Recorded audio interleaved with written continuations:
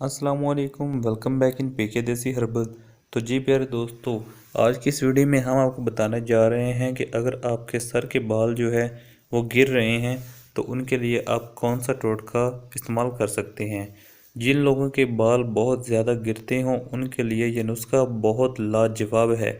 किलौंजी का तेल और अदरक का पानी हम वज़न लेकर रोज़ाना सुबह शाम बालों में लगाएं, बाल गिरना बंद हो जाएंगे और नए बाल आना शुरू हो जाएंगे। इंशाल्लाह बहुत से लोगों ने इस नुस्खे को आजमाया है। आप भी आजमाएं और अपनी राय का इजहार हमें कमेंट में बताइएगा ज़रूर, और हमारी वीडियो को शेयर कीजिएगा ताकि आपके लिए भी सदका जारिया हो। और हमारे चैनल को सब्सक्राइब कर दें और साथ साथ खड़े बेल आइकन को क्लिक करना ना भूलिएगा। Thank you for watching. अल्लाह हाफिज़।